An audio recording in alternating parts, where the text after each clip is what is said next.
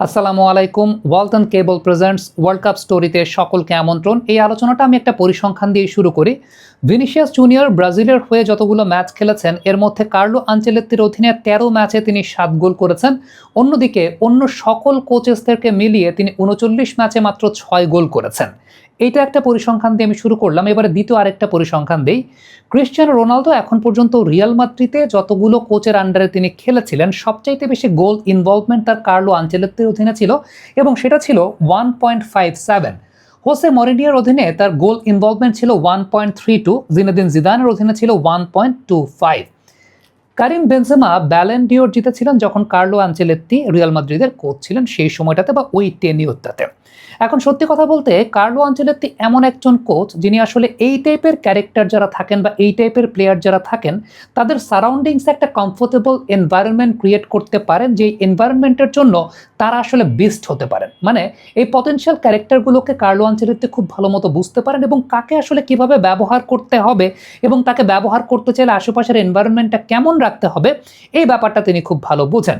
আমি যদি এই ওয়ার্ল্ড কাপে একটু চিন্তা করে দেখি, ভিনিসিয়াস জুনিয়র যে বিষয়টা আসলে প্রেস কনফারেন্সে বলেছিলেন যে কার্লো আনচেলত্তি তাকে বলেছেন যে বাঁ দিক থেকে টাচ লাইনের কাছাকাছি জায়গা থেকে ওই রোলটা প্লে না করে যদি তিনি দুই সেন্টার ব্যাকের মাঝখানে আসলে খেলেন তাহলে গোলের সংখ্যা তার বাড়বে এবং এই বিশ্বকাপে আপনারা তেমনটাই দেখতে পেয়েছি।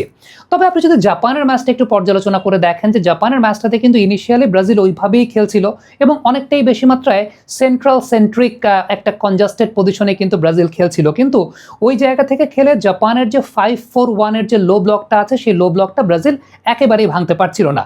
জাস্ট সেকেন্ড হাফে যে পরিবর্তনটা হয়েছে সেটা হচ্ছে আবার কিন্তু ভিনিসিয়াস জুনিয়র সেই যে একদম বাঁ দিকের টাচ লাইন ঘেঁষে যে খেলার জায়গাটা সেটাই তিনি খেলছিলেন, কারণ ওই সময়টায় ব্রাজিল অনেক বেশি মাত্রায় ক্রস নির্ভর ফুটবল খেলছিল। মার্টিনেল্লিকে নামানো হয়েছিল আসলে ওই বাঁ দিক থেকে ভিনিসিয়াস জুনিয়রকে ডিফেন্সিভলি কম্পেনসেট করার জন্য এবং ওই জায়গাটাতে অনেকটা ইনভার্টেড উইঙ্গার হিসেবে মার্টিনেল্লি খেলছিলেন, একটু সেন্ট্রাল পজিশনে মার্টিনেল্লিকে খেলানো হচ্ছিল। এন্ড্রিককে নামানো হয়েছিল মাঝখানের ওই জায়গাটায় গতি দেওয়ার জন্য এবং সবচেয়ে ইম্পর্টেন্ট ব্যাপার যে ক্রসগুলো করা হচ্ছিল কিন্তু ফার পোস্টকে টার্গেট করে এবং ক্যাসেমিরোর হাইটের অ্যাডভান্টেজটা সেই জায়গাটা নেওয়া হচ্ছিল। সো আলটিমেটলি পুরো দৃশ্যপটটাকেই কিন্তু কার্লো আনচেলত্তি মিড ব্রেকের পরে চেঞ্জ করে ফেলেছিলেন। আপনি দেখবেন যে খুব রিসেন্টলি রিয়াল মাদ্রিদ একটা 3 মিনিটের ভিডিও ছেড়েছে তাদের সোশ্যাল মিডিয়া হ্যান্ডেলেন্সে, যেখানে 2024 সালের ডর্টমুন্ডের সঙ্গে ফাইনাল ম্যাচটা ইউসিএল সেই জায়গাটাতে মিড ব্রেকের সময় কার্লো আনচেলত্তি তার টিম মেম্বারদের সঙ্গে কি বলেছিলেন সেই ব্যাপারটা নিয়ে একটা ভিডিও ছাড়া হয়েছিল এবং তারপরে রিয়াল মাদ্রিদ পুরোপুরি চেঞ্জ হয়ে গিয়েছিল। So Carlo Ancelotti is that kind of character, তিনি আসলে এই ম্যাজিকটা করতে পারেন এবং ব্রাজিল জাপান ম্যাচটা সেটা একটা অনেক বড় উদাহরণ এবং রিয়াল মাদ্রিদের ক্ষেত্রেও কিন্তু অতীতে তিনি এর আগে বহু রকমভাবে তিনি সেই কাজটা করেছেন, যে কারণে রিয়াল মাদ্রিদ কিন্তু সেই কৃতজ্ঞতার জায়গা থেকে ওই ভিডিওটা পাবলিশ করেছে তাদের সোশ্যাল মিডিয়া হ্যান্ডেলেন্সে, যেখানে 3 মিনিটের একটা স্পিচে আসলে পুরো ব্যাপারটা বদলে গিয়েছিল এবং রিয়াল মাদ্রিদ পরবর্তী সময় শিরোপা জিতেছিল।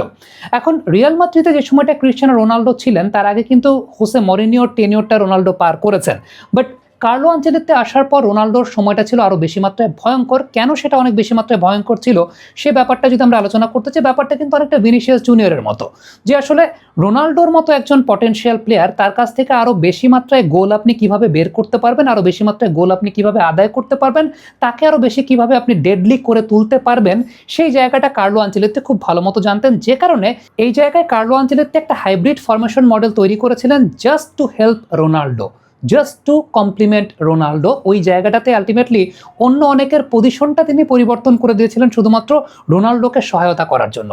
প্রথম যে পরিবর্তনটা আসলে এসেছিল রোনালদো নিজের পজিশনের পরিবর্তনটা, কারণ রোনালদো নর্মালি আসলে তিনি পছন্দ করতেন লেফট উইং থেকে, তারপর তিনি একদম টাচ লাইন থেকে সেই জায়গাটা ভেতরের দিকে ঢুকতে তিনি পছন্দ করতেন। তবে সেই জায়গা থেকে রোনালদোর পজিশনটাকে পুরোপুরি পরিবর্তনটা তিনি এইভাবে করেছিলেন, কাগজে কলমে রোনালদো লেফট উইংয়ের থেকে শুরু করলেও খেলার সময় তার রোলটা ছিল পুরোপুরি ফ্রিল্যান্সিং, অনেকটা সেকেন্ড স্ট্রাইকার রোল, যেখানে বেনজেমার খুব কাছাকাছি অঞ্চলে গিয়ে রোনালদো আসলে খেলতেন যাতে রোনালদোকে নিচে নামতে না হয় এবং বেনজেমার সঙ্গেই তিনি থাকতে পারেন রক্ষণের সময়টাতে।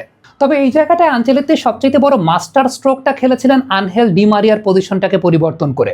আমরা জানি যে আনহেল দি মারিয়া একদম প্রপার বা পিওর উইঙ্গার, তবে শুধুমাত্র রোনাল্ডোকে হেল্প করার জন্য আনহেল দি মারিয়াকে এলসিএম বা লেফট সেন্ট্রাল মিডফিল্ডে খেলানো শুরু করেছিলেন কার্লো আনচেলত্তি, যাতে রোনাল্ডো যখন উইং ছেড়ে ভেতরের দিকে কাটিং করছে ওই টাইমটাতে আনহেল দি মারিয়া উইংয়ের পজিশনটা নিতে পারে, অফেন্সিভ ডিফেন্সিভ দুই ধরনের প্লেতেই যাতে রোনাল্ডোকে কমপ্লিমেন্ট করতে পারে বা রিয়াল মাদ্রিদকে কমপ্লিমেন্ট করতে পারে।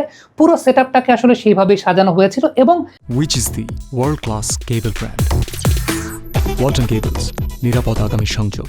আনহেল ডি মারিয়ার পজিশনাল পরিবর্তনটা কিন্তু এই জায়গাটায় সবচাইতে গুরুত্বপূর্ণ ভূমিকা পালন করেছে। এবং সেই সঙ্গে আপনি যদি মার্সেলোর রোলটাও চিন্তা করেন, মার্সেলোকেও কিন্তু সেই জায়গাটায় সাজানো হয়েছিল এই কারণটা হচ্ছে মার্সেলো কিন্তু এই রোলটাতে ওপরের দিকে ওভারল্যাপ করে উপরের দিকে উঠে যেতেন। সো আলটিমেটলি পেনাল্টি এরিয়ার ভেতরে যখন রোনাল্ডো ঢুকে যেতেন তখন রাইট ব্যাক পুরোপুরি কনফিউজড হয়ে যেত, তারা কি আসলে ওভারল্যাপ করা মার্সেলোকে পয়েন্ট করবে নাকি বক্সে ঢোকা রোনাল্ডোকে মার্কিং করবে। ইভেন কারিম বেনজেমাকেও তার অবস্থান থেকে খানিকটা ড্রিফটিং করেছিলেন Carlo Ancelotti just to complement Ronaldo. সেই জায়গাটায় কারিম বেনজেমার যে ট্রেডিশনাল পজিশনটা, সেই পজিশন থেকে তার রোলটা কিন্তু একটু ডানে ড্রিফট করে কিংবা একটু ওয়াইডে আবার কখনো কখনো একটু নিচের দিকে শিফট করা হয়েছিল, যাতে ডিফেন্ডাররা তার সঙ্গেও ড্রিফটেড টুয়ার্ডস রাইট হয়ে যায়। এবং রোনাল্ডো সেই জায়গায় পেনাল্টি এরিয়ার ভেতরে যদি একটা ডায়াগোনাল রান দেন, তার জন্য কিন্তু স্পেসটা ওপেন হয়ে যেত। এবং সেই জায়গায় রোনাল্ডো কিন্তু প্রচুর পরিমাণে গোল করেছেন। রোনাল্ডো ওই সময়টাতে হেডে প্রচুর পরিমাণে গোল করেছেন। এবং আপনি যেমনটা একটু আগে পরিসংখ্যানটা আমি দেখাচ্ছিলাম যে রোনাল্ডোর কিন্তু ম্যাচ প্রতি গোল ইনভলভমেন্টের সংখ্যাটা অনেক অনেক বেশি ছিল, ইভেন সেটা হোসে মরিনিওর সময়ের চাইতেও বেশি ছিল। সো আনচেলত্তি আসলে দ্যাট কাইন্ড অফ ক্যারেক্টার, যিনি এই টাইপের প্লেয়ারদের জন্য অনেক বেশি মাত্রায় কমফোর্ট জোন তৈরি করতে পারেন এবং সেই কমফোর্ট জোনটা তিনি আসলে তৈরি করে দেন, যেটা তার প্লেয়িং স্ট্র্যাটেজির জায়গা থেকে আমরা খুব ভালো মতো দেখতে পাই। জাপানের সঙ্গে ওই ম্যাচটাতে সত্যি কথা বলতে আমার সবচাইতে ইম্পর্টেন্ট যে রোলটা লেগেছিল সেটা হচ্ছে 5-4-1 লো ব্লকে যখন জাপান খেলছিল, ওই কনজাস্টেড জায়গাটা যেটা ব্রাজিল প্রথমে অপারেট করছিল ওইখান থেকে কিন্তু আলটিমেটলি ভেতরে ঢুকতে পারছিল না।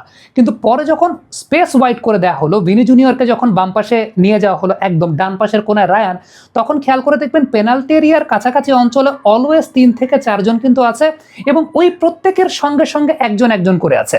ব্রাজিল ফার পোস্টটা টার্গেট করছিল এবং সেই জায়গা থেকে ক্যাসেমিরোর হেডে পরবর্তী সময় গোল পেয়েছে।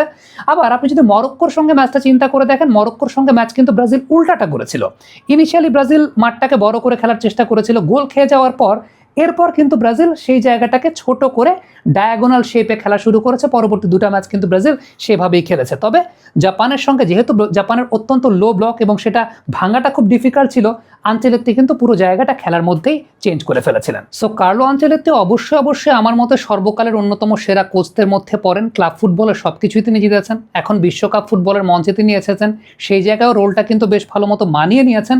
সবচেয়ে উল্লেখযোগ্য ব্যাপার আমি যে বিষয়গুলো বললাম, যে কারিম বেনজেমা তার সময় কিন্তু ব্যালন ডিওর পেয়েছেন, রোনাল্ডো সবচেয়ে বেশি গোল পেয়েছেন, ভিনি জুনিয়র তার অধীনেই সবচেয়ে বেশি গোলের রেকর্ড তার রয়েছে।